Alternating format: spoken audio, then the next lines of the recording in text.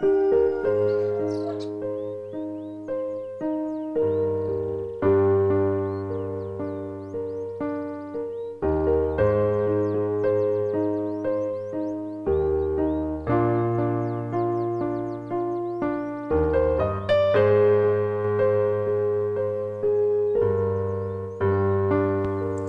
be like Jesus, nature teaches the value of obedience to law.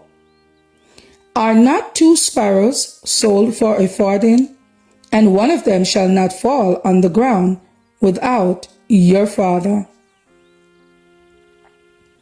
Matthew 10 and verse 29.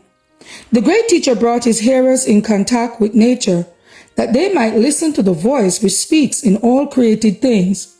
And as their hearts became tender and their minds receptive, he helped them to interpret the spiritual teaching of the scenes upon which their eyes rested. The parables by means of which he loved to teach lessons of truth show how open his spirit was to the influence of nature and how he delighted to gather the spiritual teaching from the surrounding of daily life.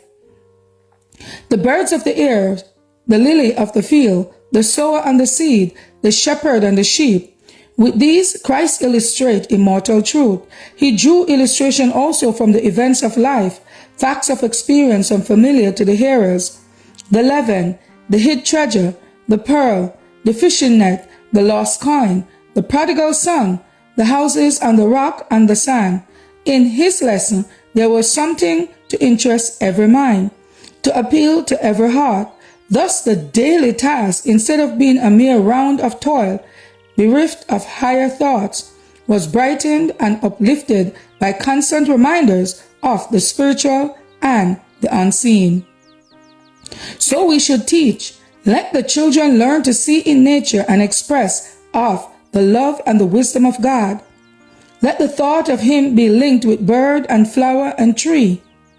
Let all things seen become to them the interpreters of the unseen, and all the events of life be a means of divine teaching. As they learn thus to study the lessons in all created things and in all life's experience, show that the same laws which govern the things of nature and the events of life are to control us, that they are given for our good, and that only in obedience to them can we find true happiness and success. To be like Jesus, August 19th. As for me and my house, we will serve the Lord.